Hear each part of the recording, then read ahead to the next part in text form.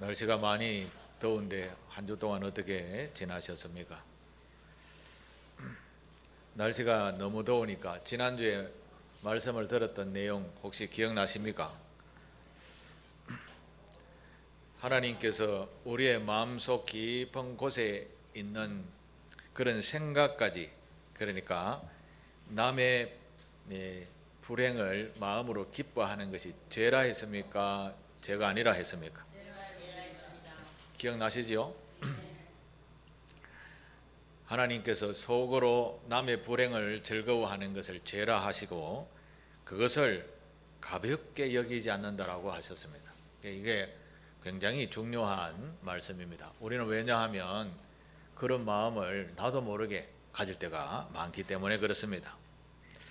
오늘 우리가 읽었던 에스겔 33장 이 말씀도 같은 맥락의 말씀입니다. 이스라엘 백성들은 나라를 잃고 백성들마다 마음이 다 녹아져 있었습니다. 오늘 본문 우리가 10절을 보면요, 10절을 보면 그런 마음이 나타나져 있습니다. 나라가 멸망했다라는 것은 분명히 하나님으로부터 무슨 범죄를 해서 심판을 받았다라는 것이죠. 그래서 우리의 허물과 죄가 우리에게 있어 우리로 그 가운데 쇠퇴하게 하니 어찌 능히 살겠는가. 이 정말 소망이 없어져 버렸다라는 그런 표현의 말씀으로 시작하죠. 이 말을 쉽게 이야기하면 우리 너무 많은 죄를 지었습니다. 이제 하나님께 용서받을 수 없으니 우리가 무슨 희망으로 살겠습니까? 이런 단식의 소리인 것이죠. 그런데 하나님은 놀랍게도 이런 단식의 백성의 마음을 터치하는 11절의 말씀을 하십니다. 우리 같이 한번 읽겠습니다. 11절 시작.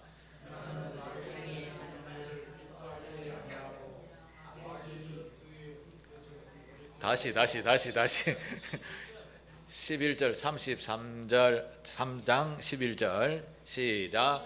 나는 악인이 죽는 것을 앞에 보시고, 앞에 좀 양념은 다 떼고 앞에 것만 보십시오. 시작.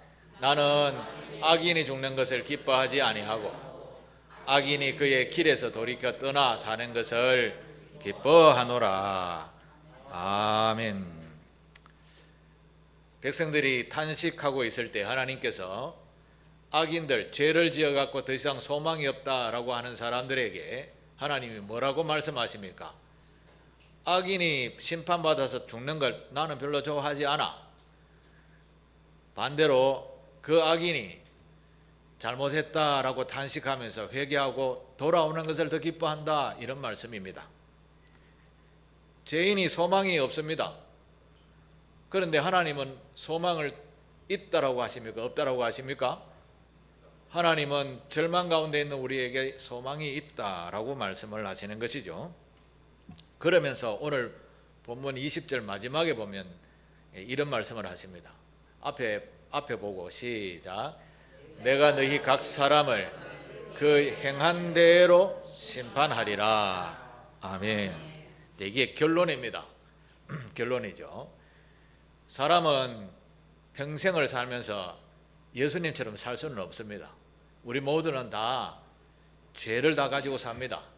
지난주에 말씀을 드렸던 것처럼 남의, 그러니까 우리말로 하면 사돈이 논을 사면 내 배가 살살 아프다. 이렇게 비유하면 금방 이해하겠죠.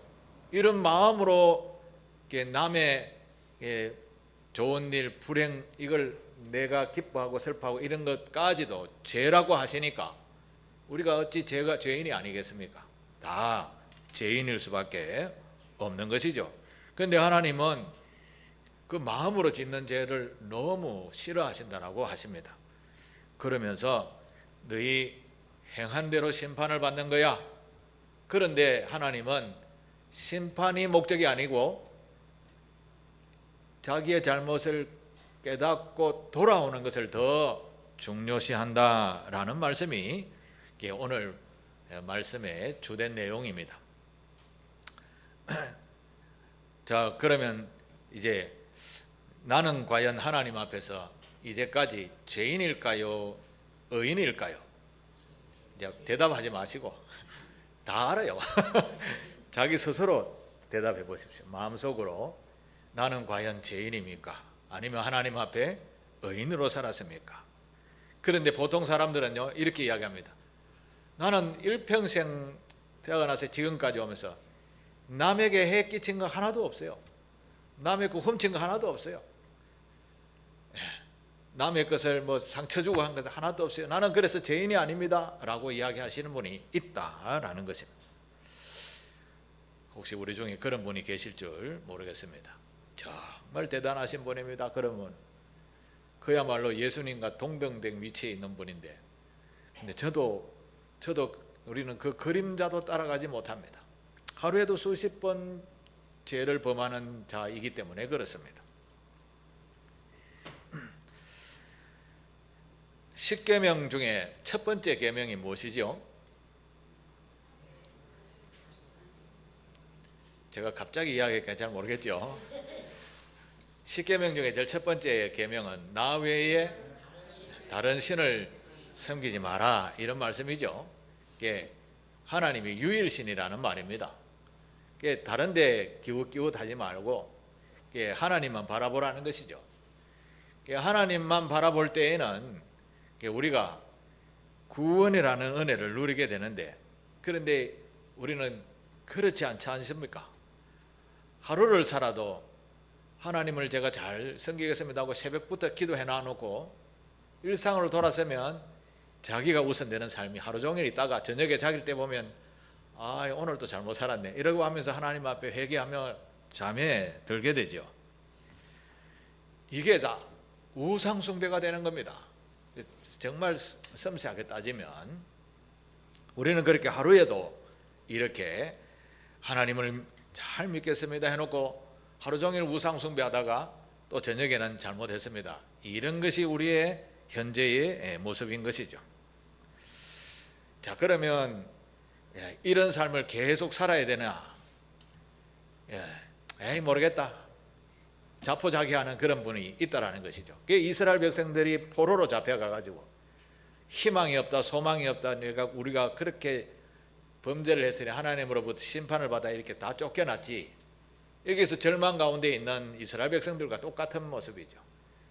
그런 모습의 포로 생활하는 그 모습 속에서 하나님이 괜찮다, 너희가 회개하고 나에게 돌아오는 것이 내가 더 기뻐하는 일이다 라고 하시는 것이죠. 오늘 우리가 일상생활 속에서 늘 범죄하니 나는 소망이 없는 자다라고 자포자기하는 믿음의 사람들에게 하나님이 괜찮아, 네가 네 잘못을 알면 돌아오면 괜찮아 라는 말씀인 것이죠. 그러면 이제 오늘 우리가 살아가면서 하나님보다 나를 먼저 우선하는 그런 것이 무엇이 있는가를 한번 살펴보시게 되기를 바랍니다. 우리가 하나님보다 더 사랑하는 거 많죠? 하나님보다 더 사랑하는 게 굉장히 많습니다. 첫 번째는 재물이라고 할 수 있습니다.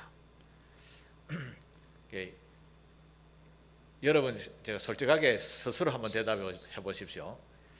내가 하나님이 내 안에 주인이라서 내가 너무 인생이 행복하다, 이거 하나와 내 아무도 모르는 통장에 1,000만 원이 있는데 이건 너무 행복하다, 둘 중에 어느 것이 더 우선됩니까? 솔직하게 속으로 대답하시죠. 속으로. 하나님은 아십니다. 하나님은 아세요. 근데 이게 물질이 내가 더 마음을 기울이면 이 우상숭배가 되는 겁니다. 엄밀하게 따지면. 그렇다고 해서 그걸 갖다가 이건 우상숭배다, 이건 통장 필요 없다고 해서 버리고 이러지는 마십시오. 그게 아닙니다. 그런 뜻이 아닙니다. 하나님을 늘 재물보다 우선순위에 두라, 이런 말씀입니다. 우리는 사실은 현재적 삶을 살 때 돈이 좀 필요합니다. 이 돈이라는 것이 참 오묘하기는 합니다만은 없으면 또 살 수가 없죠. 그래서 주님은 너 필요한 것을 구하면 내가 다 준다라고 하셨습니다. 그런데 이제 여기서 이야기하는 것은 지나친 것을 이야기하는 거죠. 지나친 것. 그래서 쓸데없는 재물이 많을 때가 많습니다. 그죠? 그 경제를 운영하는 사람들의 이야기를 들어보면 노후에 얼마가 있어야 되는가 그런 이야기를 합디다. 이게 서울에 있는 중상층에 있는 사람들이 은퇴를 하고 한 달에 얼마 정도만 하면 서울에서 살 수 있겠냐라고 이렇게 이야기하는 것을 제가 종합해 보니까 한 300만 원만 있으면 서울 시내에서 그냥 노후에 살만합니다. 요즘 젊은이들도 300만 원 못 받죠.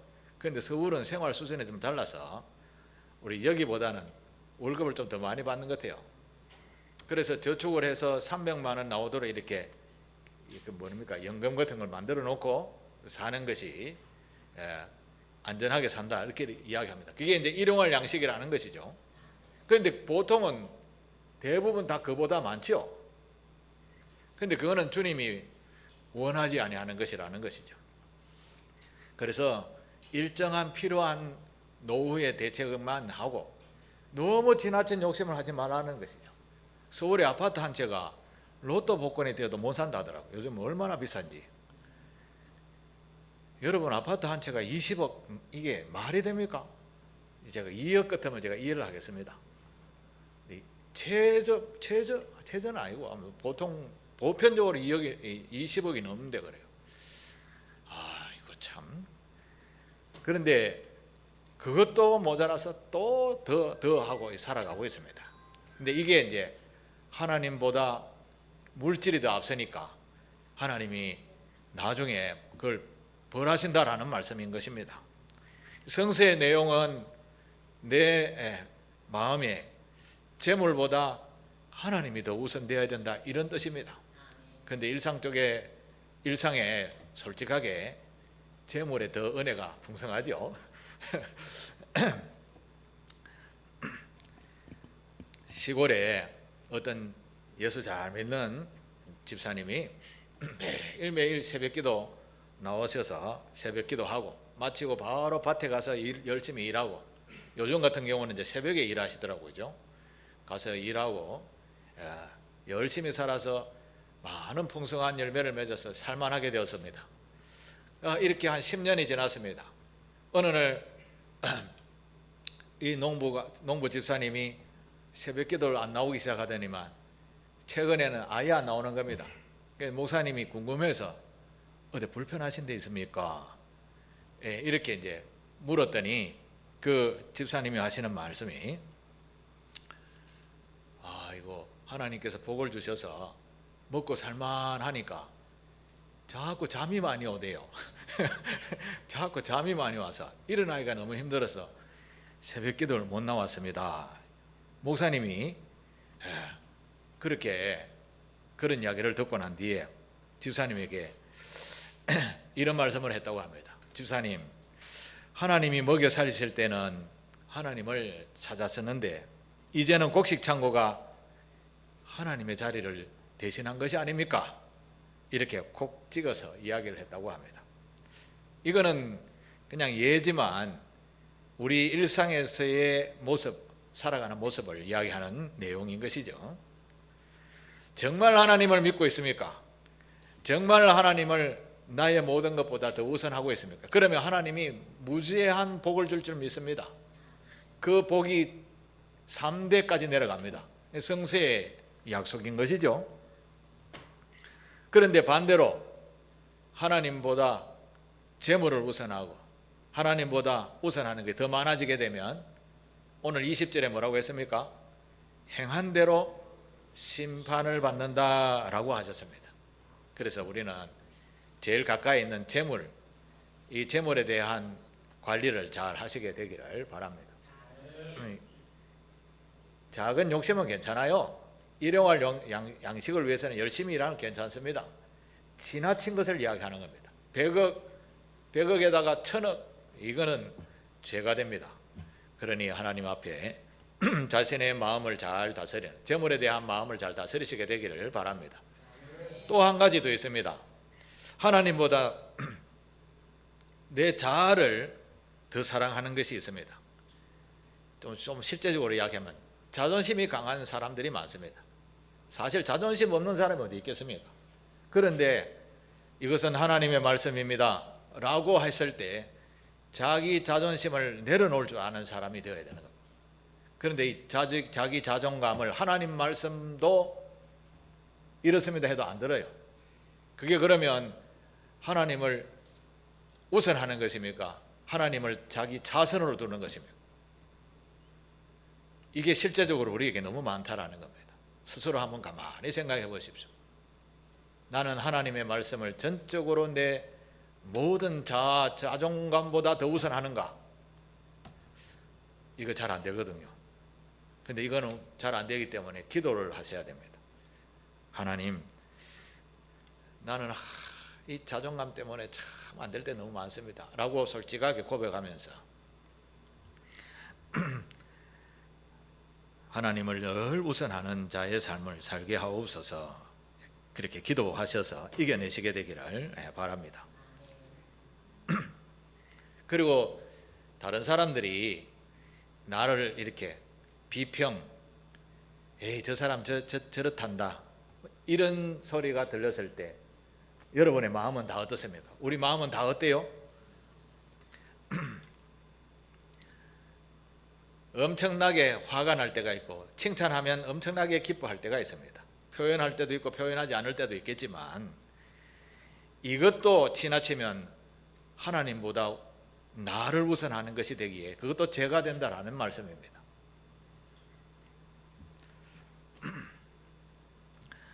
잠언서 29장 25절에 보면 이런 말씀이 있어요.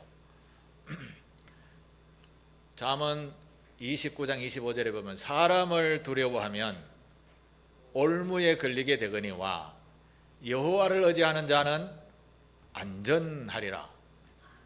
여러분 이 말씀을 마음에 담아두시게 되길 바랍니다.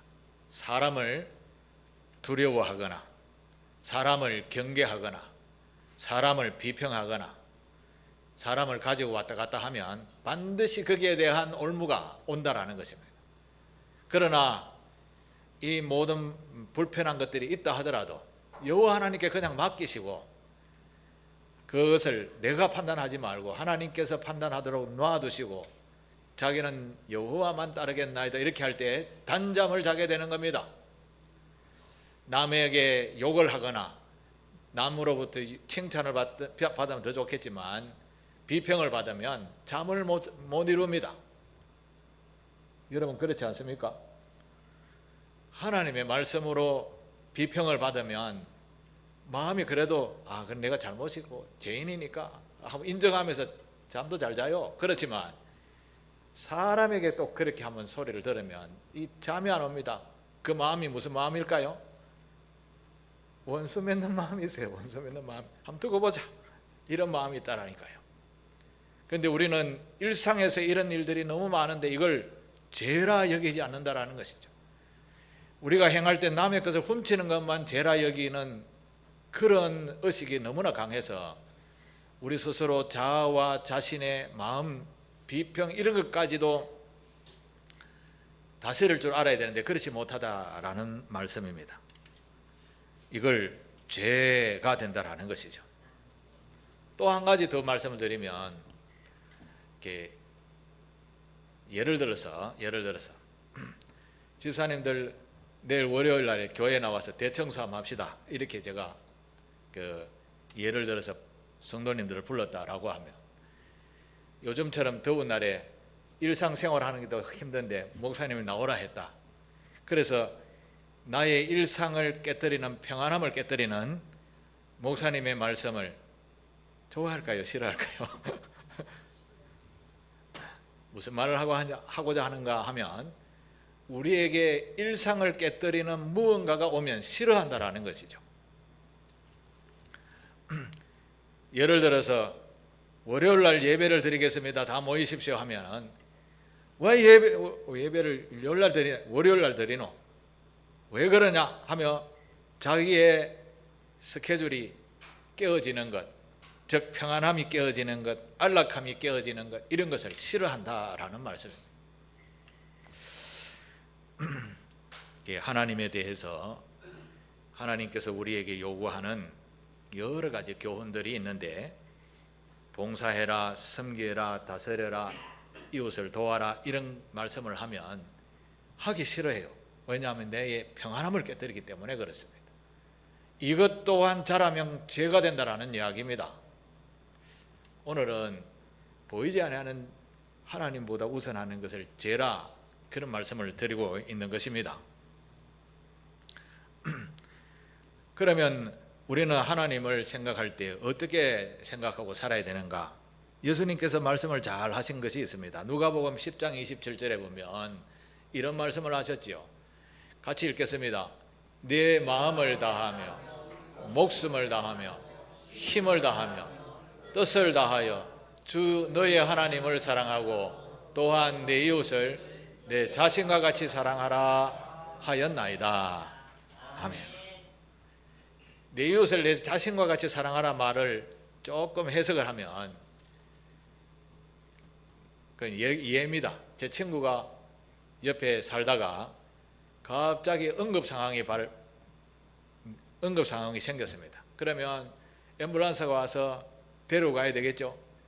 앰뷸런스가 오는 것도 그러니까 시간을 기다리니까 너무 급해서 제가 갔습니다. 차를 태웠습니다.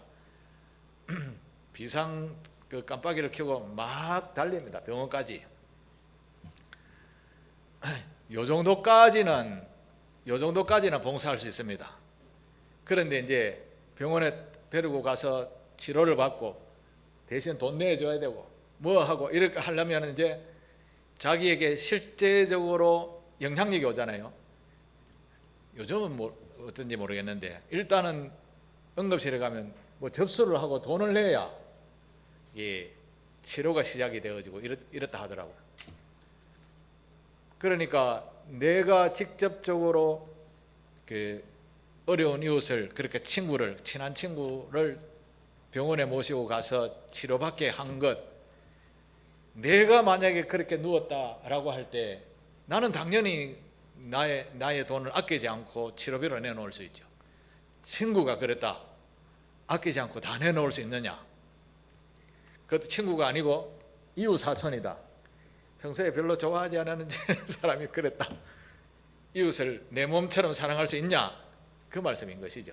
그런데 예수님은 그렇게까지 하라는 말씀입니다. 그렇게 하는 것이 성도의 기본이다라는 것이죠.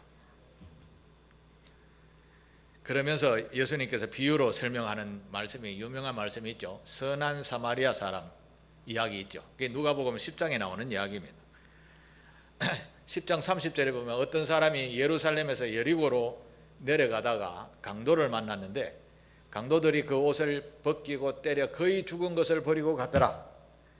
그 다음에 성경을 읽어보면 첫 번째 그 사람 옆을 지나가는 사람이 누군지 아십니까? 1번 이범석, 2번 장로님, 3번 권사님, 4번 제사장. 제사장이 지나갔습니다. 그런데 제사장이 지나갔는데 제사장이 어떻게 지나가는가 하면 그를 보고 피하여 지나갔더라, 이렇게 되어 있습니다. 그를 보고 피하여 지나갔더라. 이게 뭐냐면 자기의 일상의 평안함을, 일상의 스케줄을, 루틴이라고 하죠. 이걸 깨뜨리는 일이 발생하게 됩니다. 이런 일이 턱 다가오게 되면 순식간에 피하여 돌아갔더라. 이게 보통 우리의 모습이라는 겁니다. 두 번째로는 레위인이 지나갔는데도 똑같다라고 했었죠. 그런데 세 번째는 이방인이라고 별로 존중을 받지 못하는 사마리아인이 지나가다가 척 보고 척 붙잡고 척 병원에 들어가서 척 돈을 내고 치료를 했다라는 것이죠. 예수님이 누가 진짜 이웃인지 아냐? 라고 물었을 때 사마리아 사람을 선한 사마리아인이라고 그렇게 말씀을 하신 것입니다. 하나님을 우선하는 삶, 이웃을 내 몸처럼 사랑하는 삶, 척 봤을 때 자기의 일상의 그 평안함을 깨뜨리는 일이 다가와도 적극적으로 돕는 이웃을 내 몸처럼 사랑하는 자가 진정한 하나님의 사람이요, 하나님을 존중하는, 우선하는 사람이 되는 것입니다. 그게 실제적으로 우리에게 잘 안 된다라니까요. 그 말씀을 하고 있는 내용입니다. 하나님보다 더 사랑하는 것은 다 우상숭배다라고 제가 하도 많이 이야기해서 오늘은 내면에 있는 이야기들을 조금 하는 겁니다. 한 가지만 더 말씀드리면, 하나님보다 내가 가진 지식, 내가 가진 경험, 내가 가진 판단, 이런 것을 우선할 때도 많습니다. 목사님이 설교 시간에 하나님이 이렇게 말씀하십니다 라고 선포를 했습니다. 그러면 성도는 하나님의 말씀이니까, 목사 말이 아니고 하나님의 말씀이니까 이게 진리구나 받아들이고 해야 됩니다. 그런데 내가 해보니까 그렇지 않던데요, 내가 경험으로서 그게 아닌데요, 이렇게 생각하는 분들이 많다라는 거죠. 하나님이 가진 지식이 많을까요? 우리가 가진 지식이 많을까요? 요즘 말하면 AI가 가진 지식이 많을까요? 하나님이 가진 지식이 많을까요? 성경에 하나님은 높고 넓고 깊고 긴 모든 세계관을 다 가지고 계신 분이십니다. 그러니 창조자인 하나님을 우리가 어찌 넘어설 수 있겠습니까? 그게 토기장의 비유의 말씀이죠. 우리는 늘 주의 말씀을 우선하되, 내 지식, 내 경험이 있다 하더라도 하나님의 말씀을 우선할 때 그게 복이 될 줄 믿습니다. 그걸 자기 고집을 세우면 이게 죄가 된다라는 말씀입니다. 결론적으로 말씀드리면 중요한 것들이 많죠, 살아가면서. 그렇지만 하나님께서 가르쳐주시는 교훈의 말씀을 늘 우선하는 것이 제일 중요하다라는 말씀입니다. 하나님이 있어야 할 자리에 내가 있다든가, 내 자존감이 있다든가, 내 지식이 있다든가, 이런 것이 우선되어지는 것이 현재의 우리의 모습이라는 것이죠. 이걸 깨닫고 고치고 돌아오는 것은, 깨닫게 하는 것은 말씀을 읽고 듣고 배우지 않으면 깨달을 수가 없는 것입니다. 나는 잘 살고 있다라고 늘 생각합니다. 그것은 착각인 것이죠. 그래서 절망 가운데 환경에 빠져서 돌아서 가지고 아이고 내가 그때 할 걸 하다가 정말 자포자기하게 될 때가 많다라는 것이죠. 그때 하나님이 말씀하시죠. 아까 말씀을 때 11절에 나는 악인이 죽는 것을 기뻐하지 아니하고 악인이 그의 길에서 돌이켜 떠나 사는 것을 기뻐하노라, 이렇게 말씀합니다. 우리가 살아가다가 하나님 앞에 늘 죄송스럽고 부족한 점이 많아서 나는 이렇게 살다가 막 죽지 뭐, 이래서 하나님 앞에 탄식하며 그렇게 사는 것은 죄가 됩니다. 그러면 그런 마음이 들 때에는 하나님, 제가 이러한 참 연약한 존재입니다, 용서하여 주시옵소서라고 회개기도 하고 하나님께로 돌아설 때에 하나님이 그것을 여전히 죄인이지만 그 회개를 받으시고 의롭다 여겨주시는 것입니다. 그게 하나님의 놀라운 약속입니다. 우리는 죄인으로서 벗어날 수가 없어요. 그렇지만 하나님이 우리를 죄 없다, 회개하면 없다 여겨주시는 겁니다. 누구의 공로로? 예수 그리스도의 십자가 공로로. 그게 복음의 핵심인 것입니다. 우리가 믿음 생활할 때 나는 참 부족한 점이 많아, 여기에 끝나면 안 됩니다. 하나님이 나를 구원하시기 위하여 하늘 보좌를 버리시고 땅에 아들을 보내셨다니까요. 그렇게 생각하면 우리는 굉장히 중요한 존재라는 것을 깨닫게 될 줄로 믿습니다. 그런데 여기에서 회개하지 않고 그냥 그대로 계속 살면 마지막에 뭐라고 했습니까? 그 열매를 보고 뭐라고 했습니까? 심판하신다라고 했습니다. 그러면 우리가 열매 보고 심판받도록 계속 가만히 있어야 되겠습니까? 회개해야 되겠습니까? 우리의 허물을 늘 생각하면서 돌아서는 자가 되어야 됩니다. 그게 지혜인 줄 믿습니다. 탕자 이야기가 있죠.